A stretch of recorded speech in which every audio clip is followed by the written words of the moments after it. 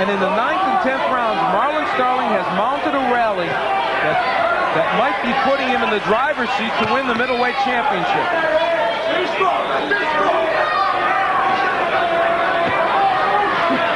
And what about those early rounds? Who won most of those rounds? It looked like Starling did well, and Nunn came out in the middle rounds. I tell you, Starling seems to be getting stronger as the rounds go by, especially in this round. Big round for Marlon Starling. He came on in the 10th. He may have more left in the gas tank. We peek into the corner.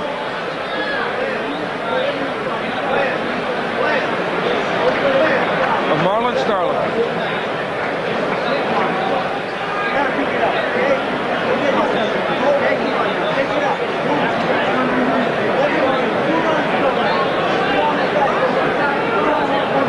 Here's where Marlon Starling cranked up that left hook, and well, actually, when you look at it replay, it didn't land as well as it might have. Well, that's where that jab slide right, and he nailed it with the hook. He's susceptible to the hook when he moves with the jab, because he jabs and he moves at the same time. That hook, can't do that. Hook glancing off Michael Nunn's chin. Maybe didn't hurt him as much as he first thought, but nevertheless, it was a left hook that got in there. Al Bernstein, along with Angelo Dundee and James Buster Douglas, the World Heavyweight Championship. We're into round 11 in a bout that is much closer than many people thought it would be. And Michael Nunn may be seeing his middleweight championship slipping away, although certainly it's a close match against welterweight champ Marlon Starling. Well, let's see if Starling can keep it up. The crowd is chanting Marlon Starling's name. That's what they're doing.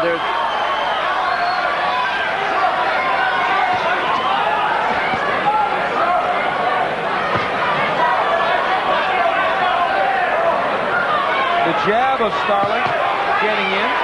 Nunn trying to land the left. Instead, it's the right hand. Nunn shakes his head to say, good shot.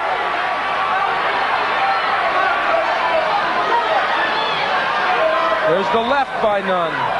But Marlon Starling continues to come forward. Throwing and landing. There is nothing on Michael Nunn's punches right now. That's correct. He's arm banging right now. And he has gone, snap. And he's gone away from the body completely. Michael Nunn once thought to be very difficult to beat in this division, and maybe he was. It took a man from another division, perhaps. If, in fact, Marlon Starling is doing that. And it is a very close fight. It's a great fight here at the Mirage Resort. Halfway through the 11th round. Marlon's so difficult to hit with a clean shot. Oh, he grabbed his arm on the rope, that scrap in the middle of the ring. He grabbed it. Nunn unable to take advantage of it, but look, there, he's got Nunn. Starling against the ropes, can't land. And that is, I think, a ploy by Starling. Wants Nunn to punch. Starling's going to go to work now. Yeah. Nunn is tired in this round, and Starling knows it. He wanted Nunn to shoot his load there. Michael Nunn is not throwing his punches with a lot of authority. This zigging and zagging is vintage Starling. That's the way he fights. The 12th round is going to be very interesting. The hook from Starling, not big, but it got there. This is a round, though, that has gotten closer because Nunn started landing more. Half a minute left to go in round 11. The crowd seizing the opportunity to boo at Nunn with that headlock. Keep backing him up!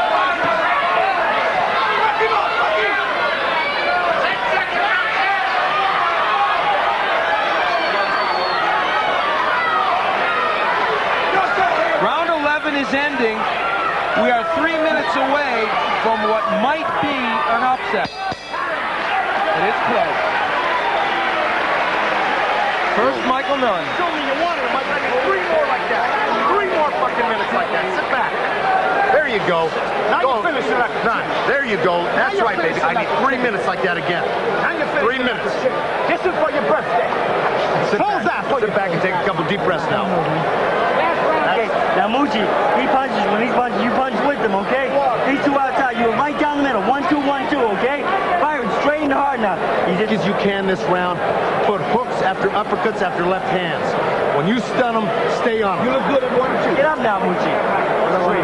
Straight punches, okay? Touching down to the jab over him right first thing, okay? All right, go out there. Ping me. Hard. Hard, Mucci, okay? Pick it up now.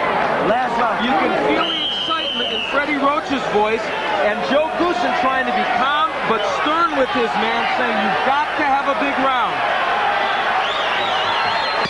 There it is, the 12th and final round for the IBF Middleweight Championship. Michael Nunn, the undefeated champion in white.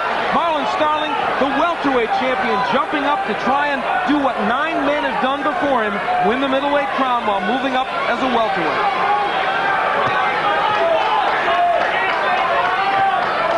Nunn starting out the round, moving and jabbing. That's what he knows best.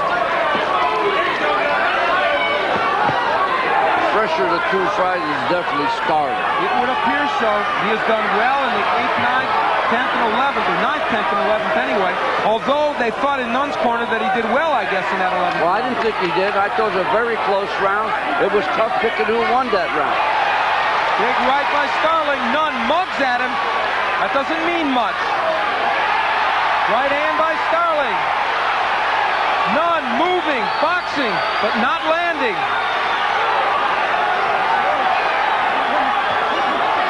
A very, very close battle. Nunn ought to keep his hands up. Yeah, he better. Nunn talking to Starling, but not landing, and fighting as a righty, which is not his normal style. And holding. He was holding in the clinches, and he's not the stronger, the tougher guy right now, Starling. Marlon Starling supremely confident coming into this fight. Not too many people believed him. They thought Nunn would be too much. Nunn with major league distractions coming in, both in his training camp, managerial problems, coming in overweight. Is all that coming back to haunt him? And did it come at a time when Marlon Starling was ready for a superb effort? Does that script sound familiar?